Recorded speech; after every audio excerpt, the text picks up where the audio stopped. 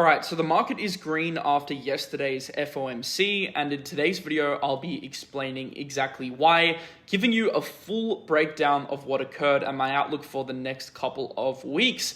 But very interestingly, we are now starting to see some major short squeezes across the market. In the past 48 hours, there's been coins like MAVIA, RSS3, EOS, even ZEREBRO, FARTCOIN, which are all squeezing aggressively to the upside.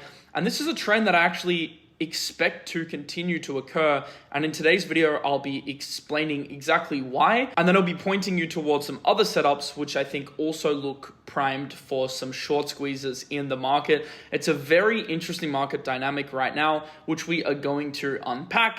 And then at the end of the video, I'm going to give my take on whether I think this short squeeze season can continue into a sustained rally, or is it simply going to be faded like the other rallies over the past few weeks. So firstly, let's begin with a quick market update. Bitcoin is still quite strong after bouncing off the money needle you can see here on the weekly. Yesterday, I had Paradise on the show. We went through a bunch of charts, and the major level that he pointed out was 84K, which we have actually managed to reclaim. So that trade setup was validated. Some of you may have took the trade. I think Paradise also took it as well.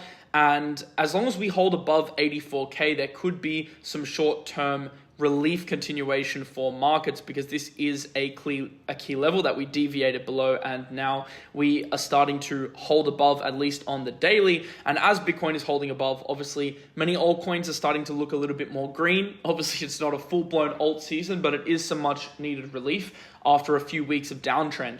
But it's even more interesting if you flick over to the weekly time frame. You can see many alts are actually putting in some pretty sizable gains. Like you have Cake at 60%, Atom at 22%, Ton at 34%. This is just from the top 100. If you start to move down into the top 200, this is where the short squeezes start to become really prominent. Zero, Plume, VENOM, Auction, FARTCOIN, these are all putting in some pretty big gains. And this isn't by mistake, or it isn't by surprise. This is actually a trend which I highlighted on my Twitter a few days ago that I expected to occur when I said you're going to see a bunch of short squeezes across the market soon. This is on March 17th. This is March 20th now, and we are now starting to see this play out. So I definitely want to unpack in today's video how you can actually spot some of these trades, because there are some clear technical indicators that we actually got for a lot of these coins before they started to explode to the upside. So I think this video will be alpha for those that are looking to get a little bit of an edge on the lower time frames, especially right now in the market. But before we get into that, I want to quickly recap FOMC and what happened, because this is obviously very important at the moment given the current focus on macro. Macro has been the reason for the downtrend in the market, and macro could also be the reason for a new uptrend in the market or relief in the market. So I want to break down FOMC. It was the last Fed meeting, the last interest rate decision until May. So it was a major FOMC given the fact that we have a blackout in April. Here's the summary. So firstly, we have the Fed leaving rates unchanged. I think we all expected that. The median forecast shows 50 bips of rate cuts in 2025. This was actually the same as pre-meeting. So despite all the noise around the meeting, the dot plot essentially remains the same. The Fed said they're going to slow the balance sheet runoff beginning on April 1st. They didn't announce necessarily the full ending of quantitative tightening, but there were some things in the press conference which alluded to tightening. We're going to get into what Jerome Powell said in a minute here. The Fed is sharply reducing 2025 growth projections. They also marked up their 2025 inflation forecast. Now, getting onto Jerome Powell's statement, because there's pretty much no shocks in terms of the actual decisions there were some interesting comments that he made. Firstly, he highlighted that the economy is strong, inflation remains somewhat elevated, no huge recession fears seemingly coming out of the Powell camp at the moment. 2, tariffs have driven inflation expectations higher. The Fed is not in a hurry and will await further clarity. If the labor market weakens, the Fed can ease if needed. If the economy remains strong, policy restraint can be maintained. And finally, made a technical decision to slow the balance sheet decline. You can pretty much summarize that the Fed remains in wait and see mode. And if you did watch yesterday's show, this is pretty much in line with what we expected. We didn't expect there to be a rate cut. We didn't expect there to be a major pivot. And I don't think Powell can be seen to bow down too quickly to what Trump wants, which is basically lower interest rates. He has to toe somewhat of a hard line to keep things in order. And it also does make sense for Trump. Trump also, I think, wants to let this tariff situation play out and achieve his goal of softening the economy before we actually get a decisive rate cut. And obviously that's going to be coming later in the year, and likely in May we get a little bit more news around that and what the future of quantitative tightening looks like. But Alex Kruger makes a very good point. To summarize the conference, he says the most important thing about this FOMC is that the dot plot indicates the Fed still sees tariff-driven inflation mostly as a one-time pass-through event, not a long-term structural event. Can also argue that increasing inflation projections and lowering GDP growth whilst maintaining rate projections steady is dovish. And I think ultimately this is the reason why markets liked the news. It wasn't necessarily some, Hail Mary interest rate decision. However, it was just enough for markets to be optimistic to continue the existing momentum in the days prior to the FOMC meeting. And that momentum, obviously, as you can see over the last week, has been bullish after a few weeks of pretty heavy downtrend in the market. So there was no hiccups that caused the market to change its stance. And any sort of bullish continuation you were seeing pre-FOMC, there's no reason to invalidate that purely based on the FOMC itself. But I do want to go through Fabian's take. He's one of our leading macro analysts in the Mars High Club. Even before Fabian became a full-time contributor in the Mars High Club, I used to talk macro with him and follow all of his macro commentary on Twitter. So it's very cool that now we have a lot of these exclusive takes for members, and I want to read out his summary of the FOMC. He was giving live updates all throughout the conference to make sure that everyone was up to date. So to summarize, Fabian said, Powell's speech just ended. He reiterated their neutral stance and the fact that they do not feel a sense of urgency to make any big decisions yet. However, the tone of his speech came across as optimistic, both for inflation caused by tariffs being transitory and that the economy is still in a healthy place. So that kind of quells recession fears a little bit for now. My read on it is that it provided something for both bulls and bears, depending on how you want to spin it. On one hand, they believe that inflation won't stop them from easing further if/when needed.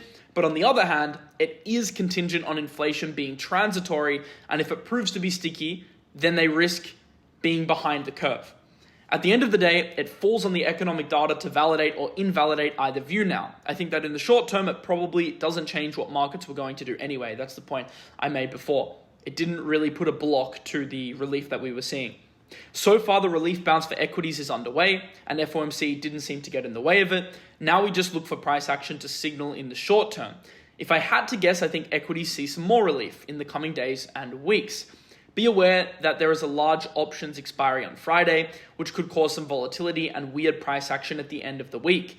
Beyond that, markets will be anticipating tariffs going into effect on April 2 in less than 2 weeks now. Any headlines confirming or disconfirming changes to it could be a big mover over this month. Obviously, that was one of the big triggers for the decline. It was all the tariff news. Interestingly, another update that we got is that Trump will be making a speech at the Digital Assets Summit tomorrow. You can see that he's going to be speaking. It's essentially a crypto conference, talking about his pro-crypto stance, contrasting Biden's regulatory crackdowns, and they're probably going to be talking about stablecoins, crypto taxation, and all sorts of things. Look, I don't know what he's going to say. Obviously, he could make a comment or surprise everyone and announce something which causes a big move in the market. I don't think it's a bearish thing for market. I think it's either going to be neutral, a nothing burger, or positive. So I think this does lean in our favor, in my opinion. I don't think he's going to come out and shock the market. But I think there definitely will be a tension around this. We don't know exactly when he's speaking, but I'm hearing that it's around 10:40 a.m. EST. So probably just after this video is uploaded, we'll get this speech. Obviously, we'll update you guys that are in the Mars High Club. I might tweet as well if there's something really relevant surrounding what he says, but just keep in mind that this is the case.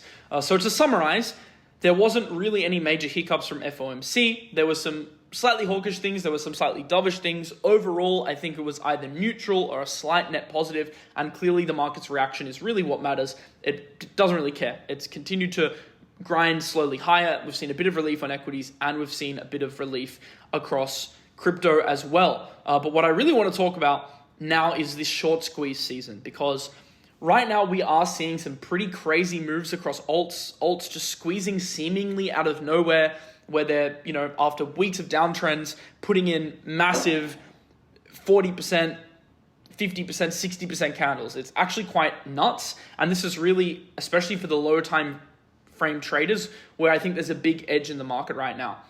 Now, I preempted this a little bit 3 days ago. I said on Twitter, you're going to see a bunch of short squeezes across the market soon, especially amongst alts which have been aggressively beaten down. This is a result of shorts closing their positions, especially as funding gets more expensive, which can result in squeezes for late shorters. Just don't get this mistaken for a shift in market structure. That's something I'm going to discuss later. Like, are these moves actually indicative of longer term market structure, or are these just a bit of short-term relief in the market? But firstly, let's discuss some of the squeezes at hand, because this thesis that I had a few days ago is playing out exactly. We are seeing alts popping left, right, and center. Alts that have been heavily shorted, heavily beaten down, are now popping really aggressively. And we know it's a short squeeze because a lot of the open interest is being driven by perps. Even on Bitcoin, you can see that the spot open interest has not been increasing as aggressively as the perps open interest. And on altcoins, there is a trend. The majority of coins that are popping right now aren't just on-chain spot alts. They are alts that have perp listings. So you can see MAVIA, which pulled a massive move. I think it was over like 400%, which is absolutely insane. This was on Bybit after being heavily shorted on Bybit. You can see here that EOS pulled a 40% move. This is also on Bybit. RSS3 also on Bybit. ZEREBRO on Binance. Like, it's the ones with perps that are really popping, and that's how we know it's a short squeeze. And if you look at the funding data on VELO from prior to the squeeze, we know that funding was getting really aggressively negative, which is something I pointed out in this tweet here, because that's essentially what triggers these moves. When too many shorters pile in and it becomes really expensive to short, they're either forced to close their position, or a move to the upside results in these shorters getting squeezed, so they either have to add more margin, but when they get liquidated, price pops aggressively to the upside. And that's basically what you're seeing here. You're seeing people get wiped out on the short side, because just as longing late is really dangerous in the market, shorting late is also extremely dangerous in the market, and we are now seeing that in full effect.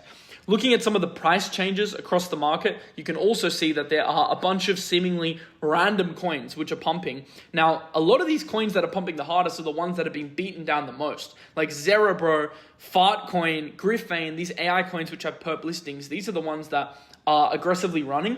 And what's happening in the market, I think, is that now a lot of people are trying to front run the next coins that are running. So it's kind of becoming this self-fulfilling prophecy of like, okay, people are seeing these short squeezes, but now they're like betting on other coins which are heavily beaten down because they think there'll be more short squeezes. And then this is triggering shorts to be forced to close prematurely, which actually causes the move. Because, you know, if you're sitting right now in a big short, in any of like the AI coins that are beaten down, you would have been comfy a week ago, but now you're a little bit worried because you know there's this like hot potato game going on of like which coin is going to squeeze next. So there's that risk that you're going to be squeezed out of your position, which I think is what's causing a lot of the relief bounces at the moment, because a lot of shorts are like, I'm out, I'm just going to wait this out for a couple of weeks, I'm going to close my positions. And of course that creates more positive sentiment, which can result in a spot bid coming later. Just want to make it clear though, we aren't fully seeing a spot bid right now. Even on Bitcoin, we aren't seeing heavy evidence that this is spot bidding. A lot of this is perps driven, either shorters closing their positions or perp longers speculating on the fact that, you know, shorts are going to be squeezed. Now in the Discord, Paradise has been very, very active playing these short squeezes. You can see we made 111% on Curve. There was a nice hyperliquid trade as well, plus 56%. There was a Link squeeze as well for 51%. He also posted his S setup here, which instantly the next morning went up 120%. So if you are interested in actually catching these short squeezes, the best place to be is Mars High Club, because we are literally posting these all the time. We have a new traders hub where, as you can see, we're posting these setups constantly throughout the day. So if you are looking for short squeeze ideas, this is the place to be. And we have a channel which is called the Trading Talk channel, where you can talk to our analysts. You can see Paradise is very active here, who's our head low time frame analyst, Moran as well, who's one of our head higher time frame swing trade analysts, and they're all helping actually play these moves. So it's been a very, very active day. You can see here in the Discord, and everyone is actually printing. I'm not just saying that because it's my Discord. Like genuinely, a lot of people have been printing because this is really a low time frame traders market. It's not a crazy high time frame traders market. So if you're playing like the weekly charts, the monthly charts, you're probably not doing that well right now, but it certainly is a market where it is benefiting those with information asymmetry in the short term. And that's definitely something that the Discord provides. So if you do want to get involved with this price action, which could definitely last a couple of weeks, as Fabian pointed out, then you can join the Mars High Club below, link in the description. Beyond just getting setups, I think the best part about this is that we are now a serious trading community. We have our exercises so you can actually learn to trade. So not only do we give fish in terms of setups, but you can actually learn to fish yourself. And we're updating every single week new exercises where our analysts post a video. They teach how to do things like monitor relative strength, enter on the low time frames with backtesting models, building custom watch lists, and then you can actually try your hand at doing it yourself, and they can review your homework essentially. So you pretty much have one-on-one mentorship with top traders to learn how to trade. In this market, that's absolutely amazing and absolutely invaluable in my opinion because it's a builder's market. So link in the description of Mars High Club below. But now I want to talk about what's next because we know that there are squeezes across the market, but what can you do to actually spot these squeezes? I'll be honest with you right now. It's not super easy because a lot of these are slightly randomized. However, I think if you just pay attention to the technicals and trade off the key technicals, you will inadvertently hit a lot of these squeezes because, as I said, it's becoming a bit of a self-fulfilling prophecy across the market right now as people are chasing these trades and shorters are being forced to close across the market. So I asked Paradise yesterday, I messaged him, I said, what are some of the top setups that you're watching right now? And he said he's watching a lot of high time frame setups based on key reclaims at the moment, which right now are PEPE, Hype, Sonic, Sui, BONK, FARTCOIN, and Link. So I wanted to go through a few of these trades. And of course, the live trade updates are in the Mars High Club if you're actively trading them. So PEPE is an interesting one because you have the one-day money noodle as well as this key high time frame resistance zone to keep your eye on. I would be looking at in this market because you're not always going to get validation with short squeezes. I would be looking at some breakout trades with inval below the previous low.